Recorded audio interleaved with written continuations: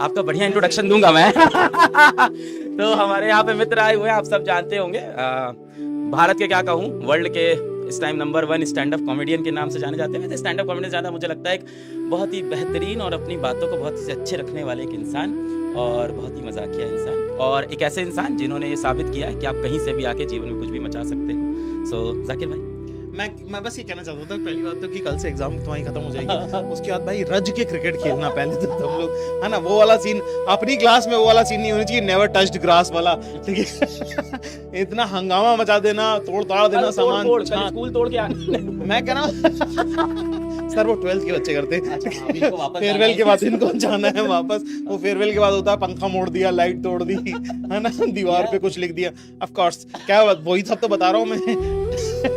पर मैं इसका ये कहना चाहता हूँ आप लोगों की, ऑफ कोर्स आप लोग जो है कल पेपर जब देने के बाद एक और ये आपको मौका है कि होली कल दोबारा से खेली जाएगी, है ना, फिर से होली होगी और पूरा एंजॉय करिएगा। और दूसरी बात मैं कहता हूँ कि 10वीं के जो मार्क्स हैं आपके, आपको सबने बुला होगा, सर लोगों ने आपको बताया होगा कि बहुत इंपॉर्टेंट है और ये एरोप्लेन टाइप का, सिर्फ डेट ऑफ बर्थ के रेफरेंस में मार्कशीट का। क्या बात है, क्या बात है। इसके अलावा इसका कोई रेफरेंस नहीं है। जिंदगी बहुत लंबी है, बहुत बड़ी है, और इतने कई पड़ाव आएंगे, ऐसे हजारों पड़ाव आएंगे जहाँ पे अगर एक लैप में आप पीछे छूट गए तो ऐसी सैकड़ों और लैप आने वाली हैं जिनके अंदर आप रेस जीत सकते हैं। तो डोंट वरी, अगर इसमें थोड़ा आगे पीछे भी हो गया तो, है ना, जीवन बहुत लंबा है बच्चे।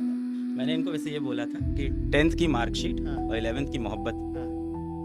अच्छा 11वीं की मोहब्बत बताइए, मुझे बताइए भाई, अच्छा 11वीं की मोहब्बत के बारे में 10th की मार्कशीट और 11th की मोहब्बत जीवन में कहीं काम नहीं आएगी।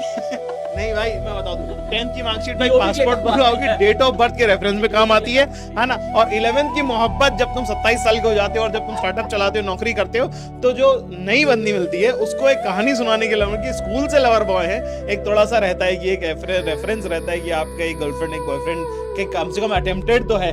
तो इसलिए ये दोनों इनकी यूटिलिटी, इनकी बातों में नहीं आना, ठीक है। There is some reference, but congratulations and all the best.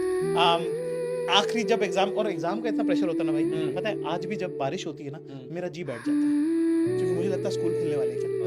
मैं उस ट्रॉमा से अभी तक हील नहीं हो पाया। जैसे ये जो मौसम है ना होली के टाइप का, इस टाइम पे अगर मैं खड़े होकर किससे बात करता हूँ, ठीक है, और बहुत लंबी बात करता हूँ, तो मेरे को ऐसे मन में फीलिंग आने लग जाती है कि अरे मैं टाइम वेस्ट कर रहा हूँ।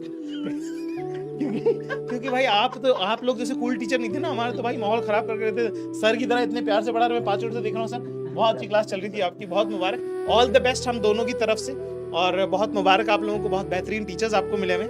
All the best guys and best of luck. और बाकी कल से भाई एंजॉय क्रिकेट फुल, है ना, अपने दोस्तों में पार्टी करना भाई। बढ़िया बढ़िया, ऑल द बेस्ट भाई। सर आप पढ़ाओ।